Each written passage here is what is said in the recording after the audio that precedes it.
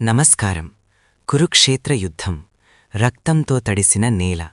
ప్రతిక్షణం మృత్యువు తాండవిస్తున్న సమయం. ఇప్పటికీ యుద్ధం మొదలై కొన్ని రోజులు గడిచాయి.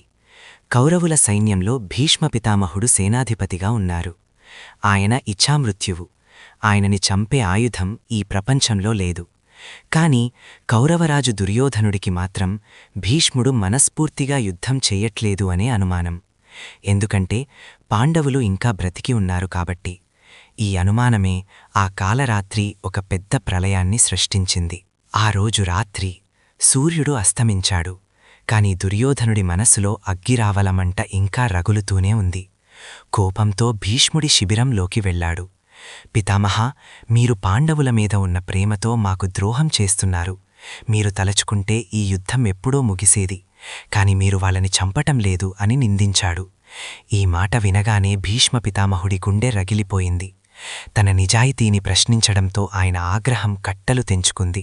భీష్ముడు వెంటనే తన దివ్యశక్తితో 5 ప్రత్యేక బాణాలను తీశారు. మంత్రాలను పఠించి వాటికి శక్తిని ధారపోశారు. దుర్యోధన, ఇవి సాధారణ బాణాలు కాదు. రేపు సూర్యుడు అస్తమించే లోపల ఈ 5 బాణాలు పంచపాండవుల ప్రాణాలను తీస్తాయి. ఇది నా ప్రతిజ్ఞ అని చెప్పారు. దుర్యోధనుడి కళ్లల్లో ఆనందం. కానీ కుటిల బుద్ధి కదా. పితామహ, నాకు మీ మాట మీద నమ్మకముంది, కాని మీ మనస్సు మీద లేదు. ఈ రాత్రికి ఈ 5 బాణాలు నా దగ్గర భద్రంగా ఉంటాయి.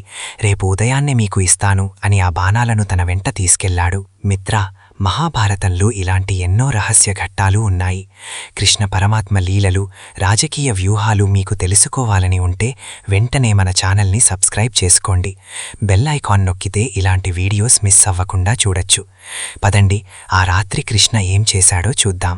అంతర్యామి అయిన ఆ కృష్ణ పరమాత్మకి తెలియని విషయం ఏముంటుంది? క్యాంప్లో అందరూ నిద్రపోతున్నారు. కాని కృష్ణ మాత్రం అర్జునుడిని నిద్రలేపాడు. అర్జునా, లే, ఇది నిద్రపోవలసిన సమయం కాదు. నీ ప్రాణాలు గాలిలో దీపంలా ఉన్నాయి అన్నాడు. అర్జునుడు కంగారు పడ్డాడు. కృష్ణ జరిగిన విషయమంతా చెప్పలేదు. కాని ఒక గతం గుర్తు చేశాడు. అర్జున, గుర్తుందా? ఒకసారి గంధర్వుల నుండి దుర్యోధనుడిని నువ్వు కాపాడినప్పుడు వాడు నీకు ఒక వరం ఇస్తాను అన్నాడు. నువ్వు దాన్ని అప్పుడు వాడుకోలేదు. ఇప్పుడు వెళ్ళి ఆ వరాన్ని అడుగు.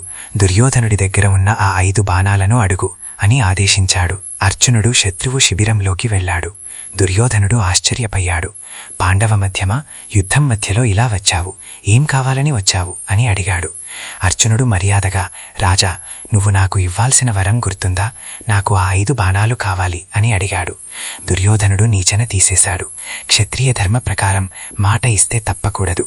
తన గెలుపు తన చేతుల నుంచి జారిపోతున్న ఆ 5 బాణాలను అర్జునుడికి ఇచ్చి పంపాడు. మరుసటి రోజు ఉదయం దుర్యోధనుడు ఖాళీ చేతులతో భీష్ముడి దగ్గరికి వెళ్లి జరిగింది చెప్పాడు. భీష్ముడు నవ్వి, చూశావా దుర్యోధన, కృష్ణలీల ఎలా ఉంటుందో. నేను పాండవులను చంపాలనుకున్నా దైవం వాళ్ళని కాపాడుతూనే ఉంటుంది. అయినా సరే భీష్ముడు మరో ప్రతిజ్ఞ చేశాడు. ఈరోజు కృష్ణ చేత ఆయుధం పట్టిస్తా అని. అదే భీష్మ పర్వంలో మరో అద్భుతం. చూశారా ఫ్రెండ్స్, బలాన్ని మించింది యుక్తి. భీష్ముడి దగ్గర బలం ఎంత ఉన్నా కృష్ణ దగ్గర ఉన్న సమయస్ఫూర్తి పాండవులను కాపాడింది. ఇక్కడ మనం ఆలోచించాల్సిన విషయం ఒకటి ఉంది. భీష్ముడు తన ప్రతిజ్ఞ కోసం అధర్మ పక్షాన నిలబడితే కృష్ణ ధర్మాన్ని కాపాడటం కోసం మోసం అని అనిపించే మార్గాన్ని ఎన్నుకున్నాడు. ప్రతిజ్ఞ గొప్పదా లేదా ధర్మం గొప్పదా? మీ అభిప్రాయాన్ని కమెంట్ సెక్షన్లో తెలియచేయండి. మరిన్ని ఇంట్రెస్టింగ్ వీడియోస్ కోసం లైక్ చేయండి. జై శ్రీకృష్ణ.